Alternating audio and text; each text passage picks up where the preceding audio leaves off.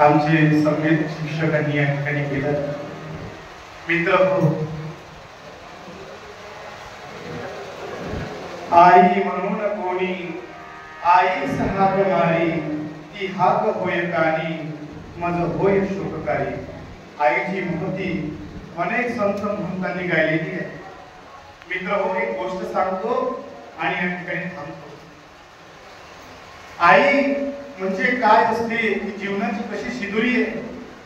आई म्हणजे काय असते, दुधावरची साय असते, लंगड्याचा पाय असते, वासराची गाय असते आणि लेकराची माय असते, आणि तीच म्हणजे आपली आई. आई सारखं दैवत या जगामध्ये दुसरं कोणीच नाही. एक छोटीशी गोष्ट सांगतो, तुमच्या लक्षामध्ये येईल. एक पिंटे नावाचा मुलगा होता. तो 3ऱ्या वर्गामध्ये शिकत होता. त्याची आई सकाळी उठायची, त्याचा टिफिन तयार करायची, पाण्याची बॉटल आणायची आणि रोज त्याला शाळेचा तयारी करून शाळेत पाठवायची. रोज नीतिनियम चालू होतं.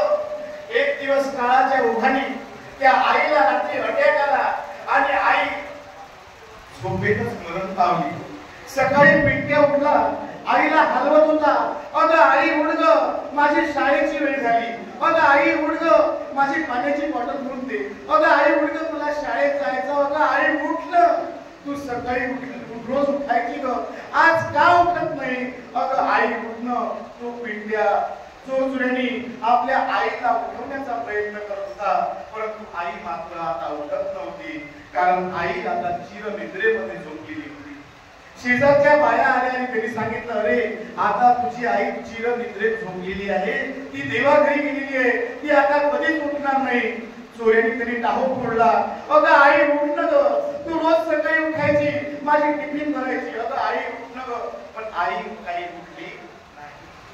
मित्र हो, आईची तेरवी झाली, दसवा झाला, तेरवी झाली, वर्ष श्राद्ध झालं आणि वडिलांनी 1 वर्षानंतर दुसरं लग्न केलं. दुसरं लग्न केल्यानंतर सावत्राई घरामध्ये आली. सावत्राई घरामध्ये आल्यानंतर त्या पिंट्याची ती अवहेलना करायला लागली, भांडी घासायला लागली, कपडे धुवायला लागायला लागली. मित्र हो, एक दिवस त्या आईने आपली एक 500 रुपयाची साडी त्या पिंट्याला प्रेस करायला दिली. पिंट्या, ही साडी प्रेस झालीच पाहिजे.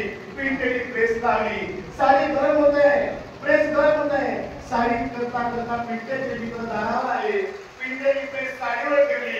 पिंट्या आईला बघा मित्र भेटासाठी गेला. ती साडी थेट जळली.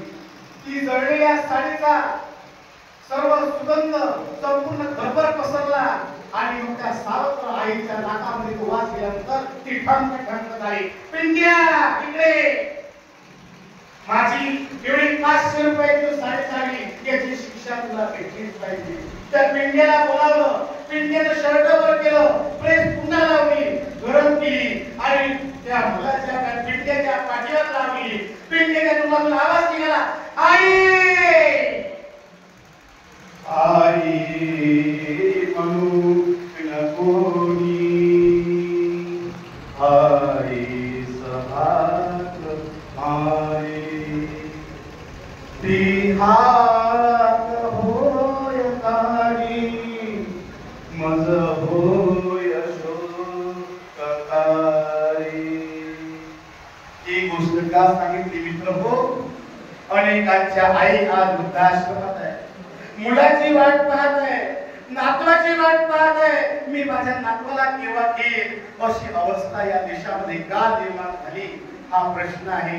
व्हॅलेंटाईनच्या दिवशी 100 रुपयाचं फूल आपण आपल्या प्रेयसीला देतो, पण मदर डेच्या दिवशी आपल्या आईला आपण 5 रुपयाची कॅडबरी किंवा एखादं चॉकलेट किंवा आईला आपण प्रणाम करू शकत नाही. कुठे चालली आपली संस्कृती आणि कुठे चाललो आपण? मला एकच मेसेज द्यायचा आपल्या या ठिकाणी या मातृदिनाच्या दिवशी. मित्र हो, आईला आपल्या वृद्धाश्रमात पाठवू नका, कारण आई ही काळजाचं पाणी करते आणि आपलं जीवन घडत असते. म्हणून एका कवीने म्हटलंय, अनमोल जन्म दिला ग आई, अनमोल जन्म दिला ग आई, तुझे उपकार भेटणार नाही. अनमोल जन्म दिला काय तुझे उपकार भेटणार नाही. रक्ताचे केले पाणी हाडाचे केले मनी. अनमोल जन्म दिला काय तुझे उपकार भेटणार नाही. मित्र हो, या जागतिक मातृदिनाच्या दिवशी एक शेवटचा संदेश म्हणजे तो की आपल्या आई वडिलांची सेवा करा, त्यांना वृद्धाश्रमात पाठवू नका. म्हणजे तुमच्या जीवनामध्ये हे जे श्री गुरुदेव सुसंस्कार शिबिरचे तुम्ही आले, तुमच्या जीवनाची निश्चितच फलनिश्चिती होईल असं मला वाटते. या ठिकाणी थांबतो. जय